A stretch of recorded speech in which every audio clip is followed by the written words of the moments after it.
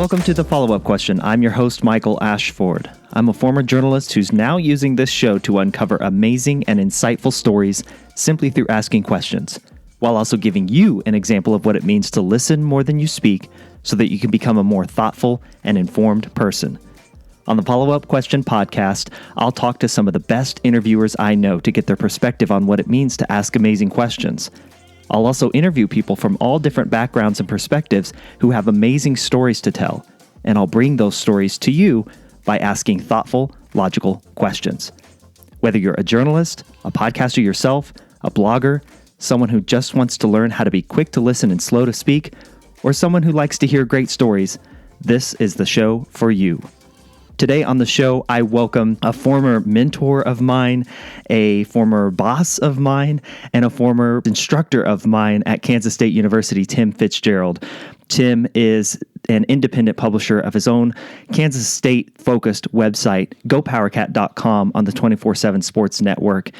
And back in college at Kansas State, right as I was just getting into journalism, I approached Tim with a question. Can I work for you at your magazine? At the time, Tim operated the magazine PowerCat Illustrated, and I wanted to write for him. And I was brand new. I had just changed majors from civil engineering to mass communications and journalism, a story for a different day at a different time.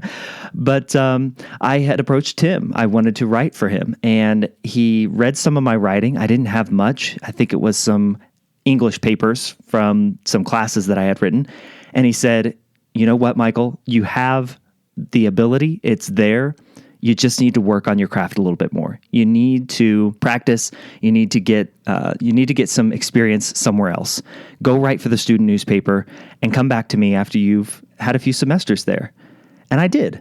That's exactly what I did. I appreciated the feedback. I said, I'm going to work at this, and I'm going to work for Tim someday. And that's exactly what happened. I ended up going to the Kansas State Collegian, first as a sports writer, then the sports editor, and eventually the managing editor. And then for one summer, I interned at Tim's magazine. And, I had a great time. And I wrote for him off and on for a couple years before eventually graduating and moving on to become the sports editor at the Emporia Gazette newspaper in Emporia, Kansas. It's interesting as well that Tim actually taught a sports writing class at Kansas State when I was a student. I believe I was a senior at the time, and it was a loaded class. There were so many talented sports writers in that class, and you'll hear us talk about that in this episode. One of the reasons why I wanted to bring Tim on the show is because he's a journalist. He's been at this a long, long time, guys, and I appreciate his wisdom, his experience, his expertise, and just his thoughts on how the industry, how the role of a journalist has changed over the years. And he's certainly not someone who shies away from speaking his mind. He will, and I appreciate that. And more than anything, I appreciate the chance that he gave me, the constructive feedback that he gave me all those years ago to go and work at my craft. And then, eventually I ended up on his payroll for a little bit as an intern, which is pretty cool. I appreciate that. And so this is a fun conversation for me. One other item of note, Tim is dealing with stage 4 prostate cancer. And through all of this, he started a foundation. He's been very upbeat. He's got a great sense of humor. He has a positive outlook. And I just think during this time when so much is going wrong or sideways for so many people, to hear a guy like Tim bring his own voice to this situation, just it warms my heart. So here you go, guys. My conversation with Tim Fitzgerald. Man, how have you been? How are things? I feel like I have kept up with your story just because you do different podcasts these days. But how you been, man? I'm good. This pandemic with my health is a little bit unsettling. I don't think I'm in real danger. I don't fit some of the narrow definitions of who's at risk with stage 4 cancer. I'm not undergoing chemo right now. My hormone treatments are stopping to find out if my cancer's still active. That's a whole other detail we can get into. But I don't have active cancer right now because the hormone treatments have suppressed it. Yeah. If it's there. My radiation's, 18 months in my rear view mirror. So I don't know how threatened I really am, but I'm still being very cautious because honestly, along with my cancer, I'm obese. I'm not in the great physical condition, in a really good physical condition. I have been for years. I'm not related to cancer, but the hormone therapy eroded all my muscle mass. I mean, it turned off. I've had no testosterone for 2 years. Yeah. So I'm no T, still am. My testosterone hasn't kicked back in. I hope it does at some point so I can feel a little bit better. But losing your muscle mass when you're obese makes life really difficult. I've got bad back, bad knees, the shoulders are hurt. I have a lot of neuropathy left over from surgery that wanders my body. It's kind of funny. I'll be laying in bed and someone like will electrical shock my feet. So I have a spasm. It's actually kind of funny. But yeah, I'm doing fine overall for a guy with stage 4. Other than peeing a lot. It's okay. Okay. Man, you've started a foundation, is that right? To kind of raise awareness about men starting to check their PSA. Is it at a younger age or just do it in general? What's the aim there? Both. Yeah. Both. It's called Blue Shamrock Society. We're still in the construction phase. The pandemic's really thrown me off here. Yeah. I've got a great design group doing my website, and I haven't been able to do anything because the pandemic's kind of knocked everything off center. The goal, the entire lane that we're in is information, education. There's other great prostate cancer foundations, Mike's Live, Zero, other ones that are raising money for research, and that's wonderful. And we steer people to that if that's what they want to fund. Yeah. Our entire lane is educating men on getting their PSA scored and understanding prostate cancer. Because, Mike, the day I got the call from an insurance agent saying I was being rejected for a life policy because my PSA was too high, I didn't know what a PSA was. And I was 53. Yeah. And you absolutely should be getting a test, a score at around age 50. Some medical groups say 55. That's outrageous in my estimation. I'm saying 45, in part because I've had acquaintances that now, a really close friend and another friend in the Colorado TV business, Vic Lombardi, who had full-blown prostate cancer at 49. 50 is too late. Yeah. So I'm saying 45. And another layer of that is we know, man, it's going to take us 2-3 years to get off our asses and do it. Yeah. So, but yeah. And, if you don't know what PSA is, it's your prostate-specific antigen score. It's a simple blood test. Sometimes insurance will balk at it. Sometimes your doctor will balk at it. If you're 50 and over and your doctor says you don't need one, you need a different doctor. That's it. End of story. They're being remiss in their duties. And because it is not an expensive test or an invasive test. If they're taking blood work, they just check one more box. Yeah. And there you go. Have you seen these home test kit that you can now send your blood away in a little vial? You can do it all at home and they test it for you right there in your home. If your doctor doesn't do that, I think that would seem like a pretty good option too, right? Yeah, that's going to be something, we will push. If there's home testing for PSA, yeah, boy, I want guys to get a little paranoid about it. We're pretty casual about our health, for good or bad. And certainly being a Kansan, I know I just spoke with a farmer in north central Kansas. Tough old bird. I spoke with his wife, but tough old bird farmer doesn't need to go to the doctor. Yeah. Rub some dirt on it. As I always say, none of us are tougher than untreated cancer. And sure enough, he's got, I'm guessing stage 2, stage 3 at the worst, which is a very treatable form of prostate cancer. But it should have been caught earlier with PSA testing. So, just a side effect of this is get to the doctor. I had another buddy say, my doctor balked at the PSA. I told him to do it anyhow. And we found out I'm pre-diabetic. And he goes, I had no idea. He had no idea. And it was all because I pushed the doctor for the PSA. And he checked a few other boxes on the blood test. So there you go. Just get to the doctor and who knows what we'll find. Well, man, I'm glad to hear you're doing well as of now and that the pandemic isn't getting you too down. But I was listening to your Life of Fitness podcast with BJ Kissel, And Yeah. you took me back in time to that sports writing class that you taught, I believe my senior year at K-State. How many writers in that class ended up working for you in some way, shape, or form, man? I mean, BJ never did. No. So I'm going to go on record as I am the only one that you were willing to pay. Yeah. So Yeah. Yeah, Scott Miller was really good. If we'd been doing as much video audio, Scott would have been there because he's the voice of God. That was Austin Meek was already working for the Speak Capital Journal. Now he's a columnist in Oregon. He actually moved to Michigan. He's covering the University of Michigan now. Oh, he is. Yeah, he is. Really talented guy. Super and you know talented. What was interesting about it? I might be speaking out of turn. Austin may not like this. Is he was mediocre in that class until the very end. And his final paper, I had you guys write, final story, was unbelievable. I don't know if he was playing hide and, just laying low, but he was good in that class. He was kind of shy, and then that last paper he wrote was outstanding. I'm like, holy cow, this kid's good. Yeah. So that was a really talented class. That was really fun to do.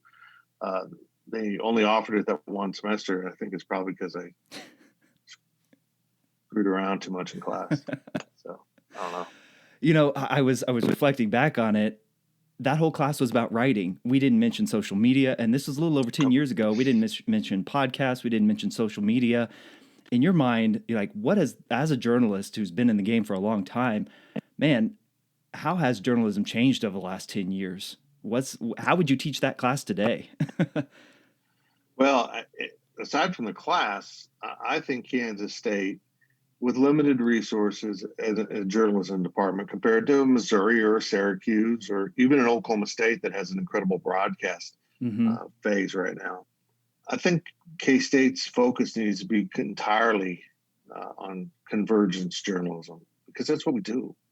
I've kind of been doing that for a long time. I mean, I was doing it back then. And now we're talking about a guy like me who has a writing background. I was a designer and a columnist, which is a weird combination, but that's really my background and my two main skill sets. I spend more time now podcasting. I have a TV show.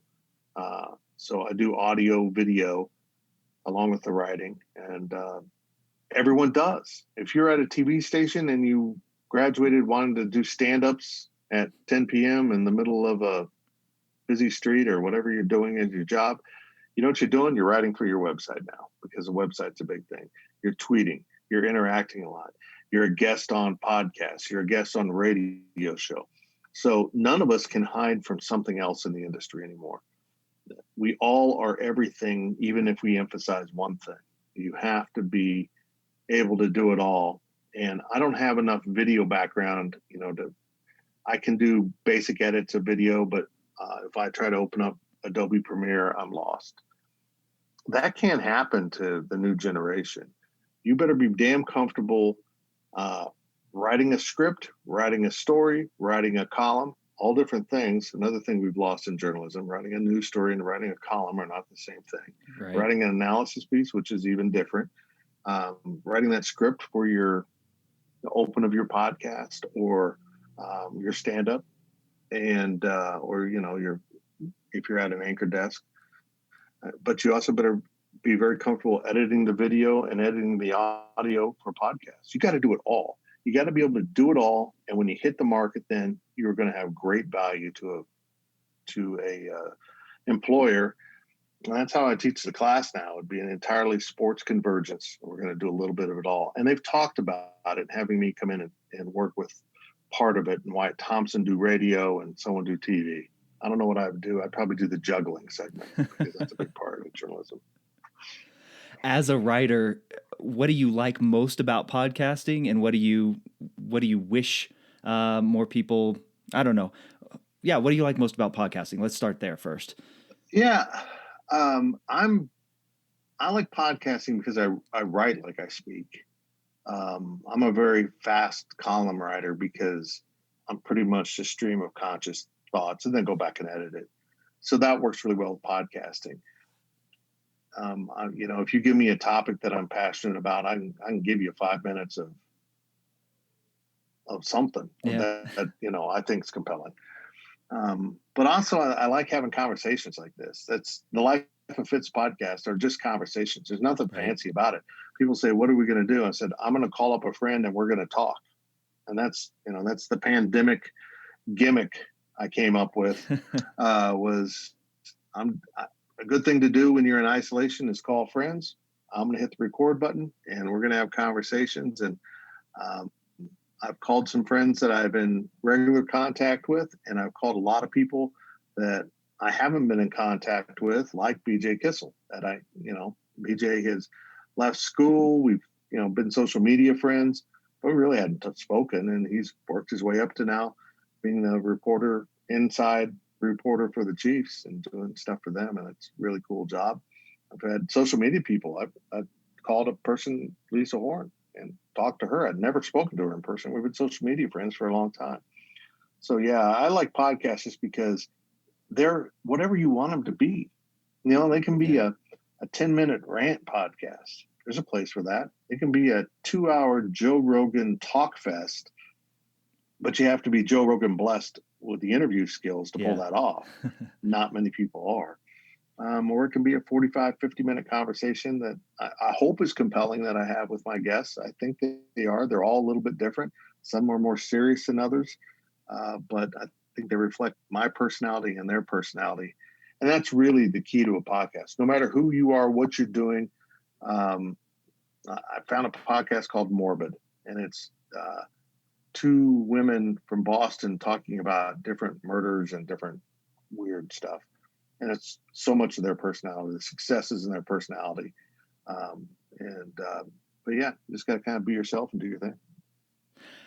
Do you approach an interview for a podcast any differently than you would approach writing a column, writing an article?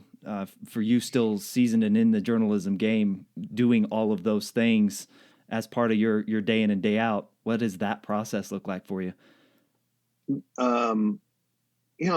a really good question for me, because I also have a video series, which unfortunately came to a screeching halt with the pandemic. Sure.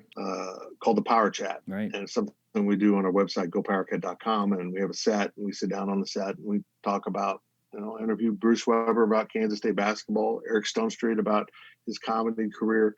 I do a lot of prep for that by my standards. I have a lot of notes with me, topics I want to tick through. My podcasts are really off the cuff. I might jot down a few things. I need to keep track of a few things, like some names or something I don't want to forget. But other than that, I really am having a conversation. Just like you and I, we start off talking about, I did Wyatt Thompson, the voice of the Wildcats. I listened, yeah. We talked about pies. Now, when I went into this thing, I never had any clue I'd be talking about pie with the voice of the Wildcats. But his wife is now baking for this company in their houses. He's eating pie a lot. And we had a longer conversation about pies than I've ever had in my life. And it was actually pretty fun and entertaining. Yeah. I learned some stuff about pie. But you just don't know where they're going to go. And I like that spontaneity. There's a place for structure, and there's a place for, let's see where this goes. I want to go back to something you said and kind of talk about maybe the bigger world of journalism. You said there's a difference between column writing and writing a news story.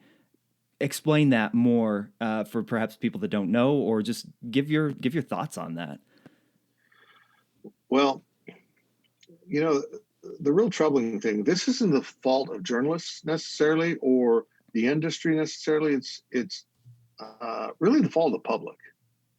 And I mean that. And what I mean by that, it's not like you're guilty. It's just that people are responding now to analysis and opinion more than they are reporting. And so much of what we do, what moves the needle, we have analytics on everything. Back in the day, when I'm writing for a newspaper, I have no idea what people are reading. Maybe you got a bunch of letters to the editor telling you that you're the worst thing known to mankind.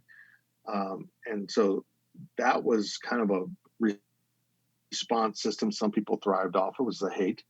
But you really didn't know. You had no analytics. You had no idea. Now we have analytics. And in the computer world, in the digital world, we have analytics that say On average, people will read your stories to 150 words and move on. 150 words. It's nothing. And so, it's nothing. It isn't. And so to keep your attention, people get outlandish, flame throwing. They now weave opinion and um, opinionated statements into news stories because it keeps people moving down the page through deeper into the content. But I'm kind of ashamed of the industry and the fact that we have overlapped opinion onto the front page of newspapers. And I'm also disgusted that the public doesn't understand the difference between news reporting and opinion. But that's our fault too. And the fact that we've overlapped it so much, we've just confused the hell out of people.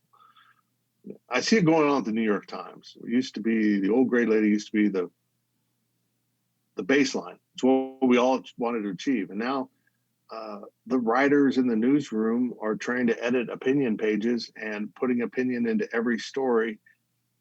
And they're revolting against any other opinion than their own.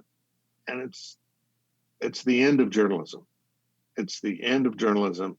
And now it's all going to become shock. What can I get attention for? And I don't know. Again, though, what sells? What do people want to consume? And straight ahead, good, unbiased reporting doesn't sell. And it's sad. It really is. Is there any going back? Do you see any path to go back? And like you said, the end of journalism. Is there any way we can stop that from happening? I don't think so, because probably another topic you want to get into is Twitter. It's impossible now as a reporter to not express feelings on Twitter, opinions on Twitter. I mean, that's what Twitter is. Here's my thoughts on this.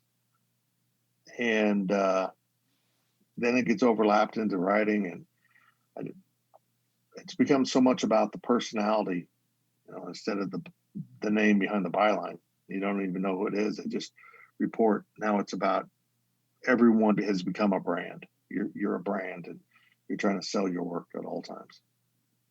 In the same vein, Tim, the rise of Twitter has really brought out what I'll call the stick to sports guy. That you are, as a sports writer, are not allowed to have an opinion outside of that purview. What are your thoughts about that kind of I guess mentality that you see a lot on social media? You're a sports writer, stick to sports. Yeah, it's idiotic. I mean, the guy telling you to stick to sports is having an opinion about something he disagrees with you, and he's a barber. You don't respond, stick to cutting hair. It's just, I get it sometimes. If someone's constantly disobeying their lane, I get it. Like if I only tweeted about politics, I would understand the irritation, but it's Twitter. It's not like you're being held hostage. You click the unfollow button and your problem is solved. If it's really a problem and a person keeps showing up in your timeline that you don't like at all, you click the mute button and you never see them again. That's what's so funny about the stick to sports guys. Well, then don't follow me. This is voluntary. It's like complaining that hitting yourself in the face hurts. Then don't hit yourself in the face. I mean, there's the solution. Unfollow the person. But yeah, stick to sports. And what this pandemic's taught us is really, has shown us that the overlap of sports into the real world is undeniable. It's a reflection of society, and it's interwoven into the society. And I think a lot of people, even that aren't sports fans, kind of now understand the importance of sports. Twitter has been a trash can since the end of sports.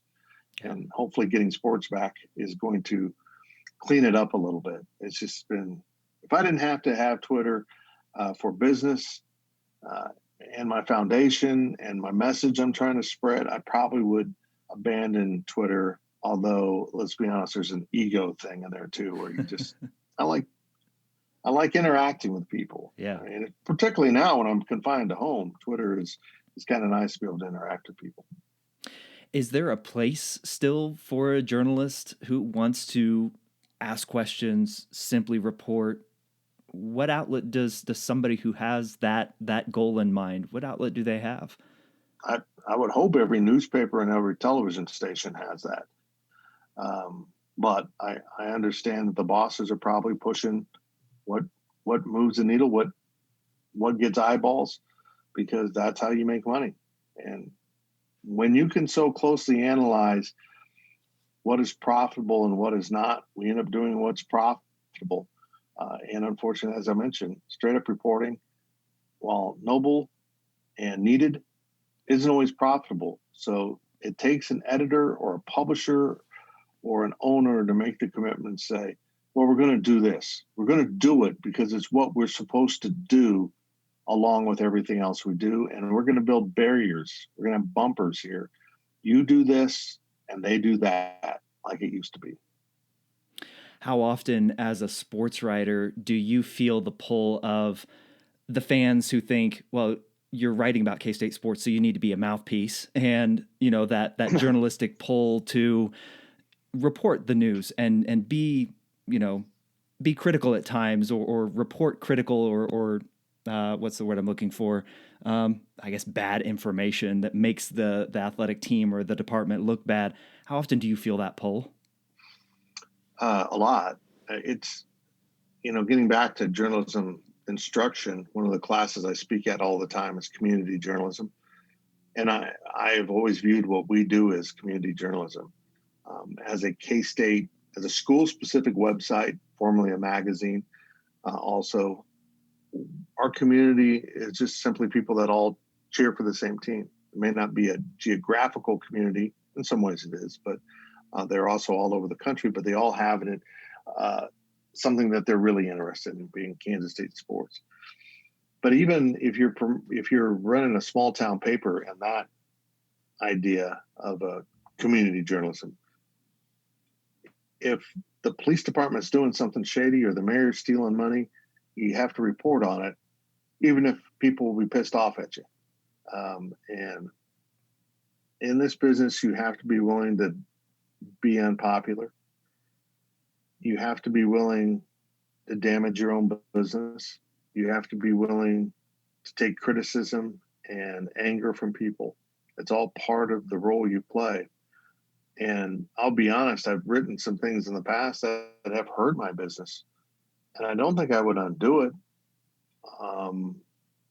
But I understand why a business-driven person would say, well, you can't do that. You can't say it's time for Bill Snyder to retire. You're going to make people mad.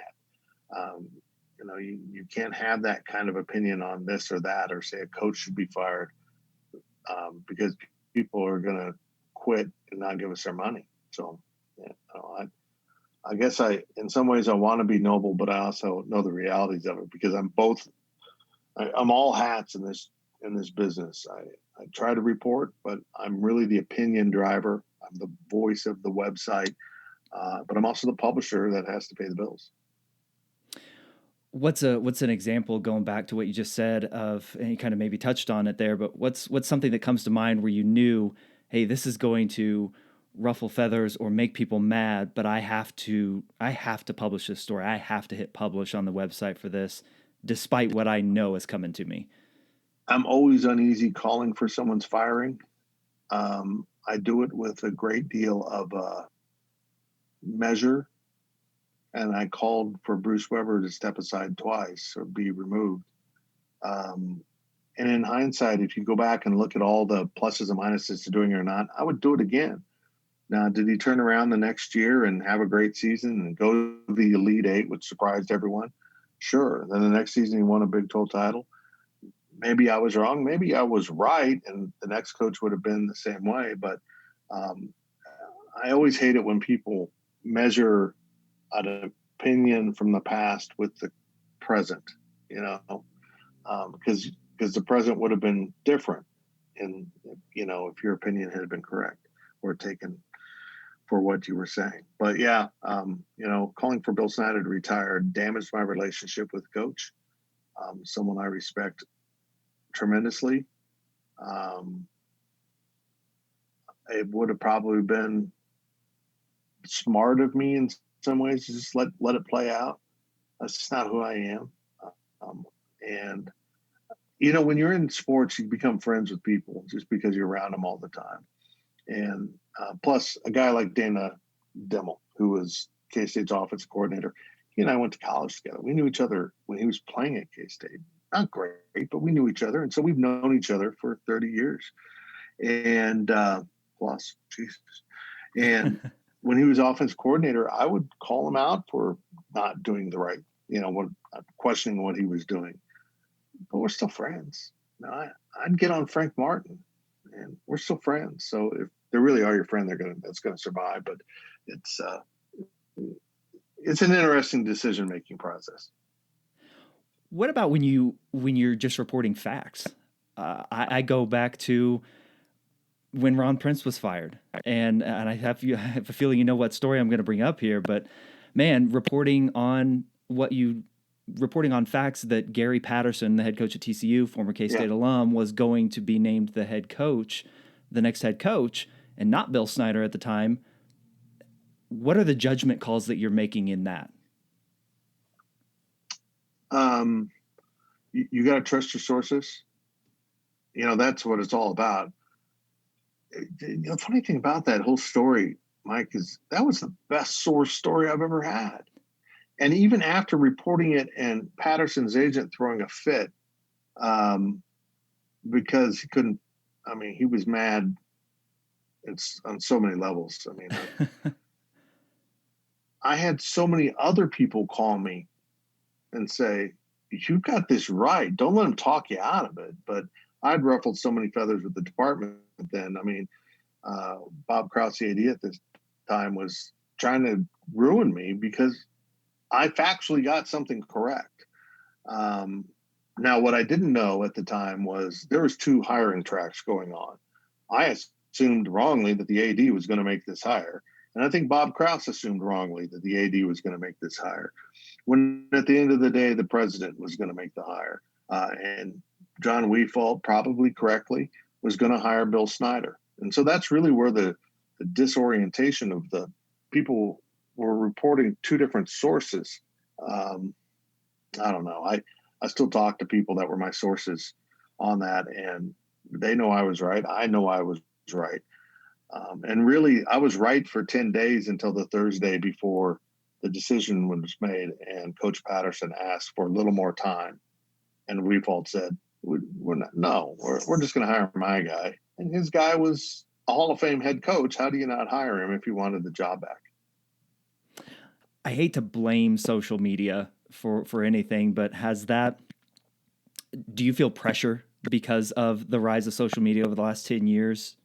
As you hear a lot of people say, like, get the story out, be the first to break, all that stuff. Do you feel that?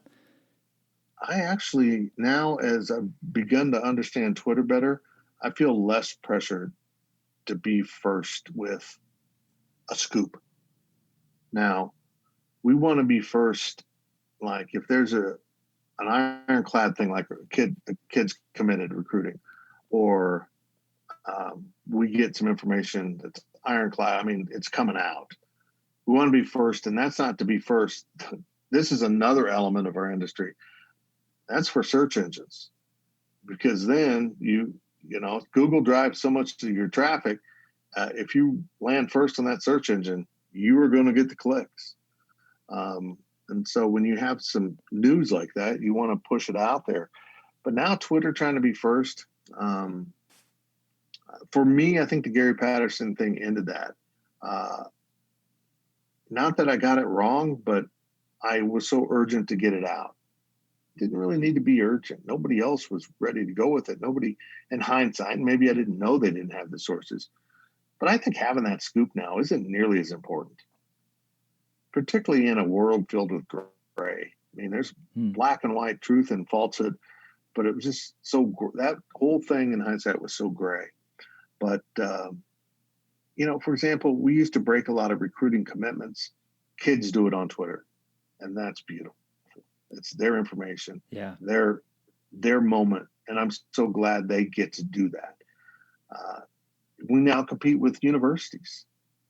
BJ Kissel works for the Chiefs, so any Chiefs reporter outside of the organization is kind of competing with the organization they're covering. It's a weird world, and what we're seeing from this is even more universities want to control the information. If you report something they were going to send a press release out on, now they feel like it's going to look like you forced them to put out a press release when they planned it all the time, and now they're mad at you. I'm just doing my job. I'm not here to make you look good or bad. I'm just reporting information.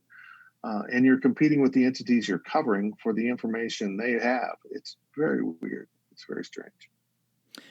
We talked about kind of the technical skills, Tim, about what new journalists, young journalists coming up in the profession will need to be, broad-based in that. On the actual, like, the practice of journalism, what do you think is going to be most advantageous for young journalists to study, to hone, to continue to build as they look to break into journalism? Right, man. You got it right. You got to be a good writer. If you're a good writer, you're learning how to speak with more clarity. If you're a good writer, and on TV, what you put into the teleprompter is going to be more compelling. You've got to learn to write. That's the concrete underneath your feet. And then everything you build off of that, if you're not good at communicating with the written word, you're going to devalue yourself on social media. And I don't know if who I'm trying to think of. Like Stephen A. Smith started off as a writer. Now we can talk about the controversy of his delivery, his style, whatever. It doesn't matter. But his whole career is built on the fact that he learned to communicate with a written word in a compelling manner. And now he can translate that to speaking. Maybe he always could. But if you are a good writer, you're going to learn how to communicate properly and organize thoughts. So I don't care what you're going into. Ladies and gentlemen, you better learn how to write and do it well, do it with clarity, and do it with a sense of purpose, because it's going to spill over into everything you do in a communications career. To bring it kind of full circle with what you just said, I remember before I actually got an internship with you, I had asked you for an internship about a year before that, and you had told me you've got some seeds of it, but you need practice. Go practice and come back to me. And man, I'm so glad. Like, thank you for telling me that, because I needed that. So I appreciate that, man. Tim, are we gonna have sports? Are we gonna have college sports this year? I know you get asked this all the time, man, but well, yeah, you go back 10 weeks ago, whatever it is, when Kirk Herbstreit said we're not going to have college football. Yeah. I wasn't mad at him for the information. I was mad at him for trying to be so definitive when we knew so little. And we're 10 weeks down the road and we don't know anything more. That's not what I expected. I thought we'd have more information with which to make decisions. And maybe we do. We just are so overwhelmed by it. We know infections are rising, but it doesn't seem like deaths and hospitalizations are rising at the same rate, whatever that means. Without this spike leading to the type of situations we saw, whether it's in Italy or New York, any place where there was a lot of deaths, without that having the companion to go with it, I'm convinced college football is going to go forward until they can't, until they get into practice. They're going to start practicing where the contact is right now they're doing small groups and working out, and they can space out and they can be more careful. They can mask up. They get into football practice and people are running into each other and sweats being thrown and spits being, vapor from breath. If they can get through that, we're going to move on to games. And the other undeniable part of this is they have to have the money. Yeah. This fall, they can't deny it anymore that we've all known that football pays the bill for athletics, period. Everyone now is very conscious of it, that if football doesn't happen, there's a thought that they're going to end up pushing to the spring. Like I think every other sport is going to get pushed to the spring. I think basketball will get pushed to the spring. I think women's soccer is supposed to start, volleyball. I think we're going to have just a hectic spring of sports. We're going to know more about things, hopefully. We might have a vaccine, might have treatments by then. We certainly should have better testing, which I'm really amazed we don't have better testing right now. But football, if you push off football to the spring, you push off the revenue to the spring. You push off a lot of things to the spring, and I don't know how departments stay solvent and pay their bills. So I think they're going to give it a go. They might get halfway into it and realize, oh, we got 20 guys with COVID and 3 coaches, and oh yeah, this trainer who has asthma is now in the ICU, and schools might shut down for whether it's a liability or reality. I don't know, but they're going to give it a go, I think. As a business owner whose business relies on football taking place, what's going through your head right now, man? We need football. Yeah. I know that. I'm not going to lie. I'm concerned about my business if we don't have football. I'm concerned about all my friends who have bars and restaurants and hotels and any kind of business in a small college town like Manhattan, Kansas, with 50,000 people. Football is the infusion of income and makes a lot of house payments, expands a lot of businesses, employs a lot of people. And without it, Manhattan's going to fall apart. And I don't know how my business will look if we will have the revenue to keep chugging along either. And I try to set that aside from my answers. I don't want to sound like we got to play because I need it. That's not what I'm about. Yeah. I really look at this financially from the university. The universities all need it. But boy, I sure would appreciate it. But if it doesn't happen, we will do what we've always done, and I will do what I've done with my cancer. We just persist and we take the challenge that's sitting in front of us and tackle that and move on to the next challenge. Awesome. Very good, man. Last question for you here, and it's kind of throwing it back to you. What's the one question that you wish people asked you more? Ooh. I don't know. That's a great question. That's not the question I want people to ask me more. I can tell you that. I love talking about journalism. I'm very passionate about journalism. I'll say this. I think the one question I wish people asked me more didn't deal with Kansas State sports. Does that make sense? People would ask me my thoughts. The only time I get irritated is when I'm in public setting. I'm maybe with my friends, or I've been at dinner with my wife, and someone intrudes, which I don't always mind, and starts milking me like a cow for information. Hey, how's the offensive line going to be? Hey, who's going to start at running back? Hey, who's that? And just pepper me with questions. I don't mind having conversations with people. Hey, what do you think about this? And I can say, what are your thoughts? And they answer. But it's also nice to have people come up and say, let's talk about this. I'm wearing my Royal shirt right now because I don't know when this is running, but it's opening day. Yeah. I'm not just a savant on K-State sports. There's a lot of things going on in this big, beautiful bald head.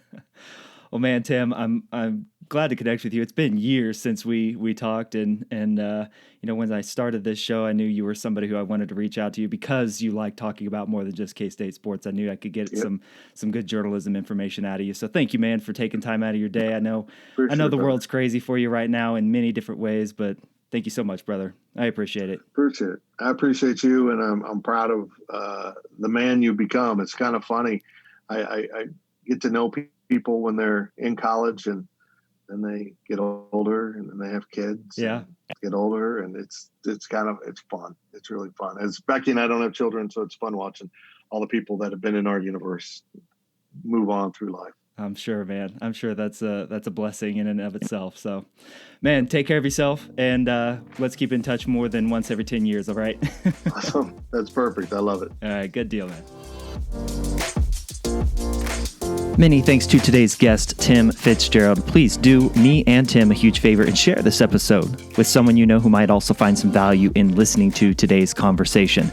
It's cliche in the podcasting world to ask for reviews. I know it, but I'm going to do it anyway. Honestly, reviews do help all of your favorite podcasters, not just me, if I fall into that category of your favorite podcasters.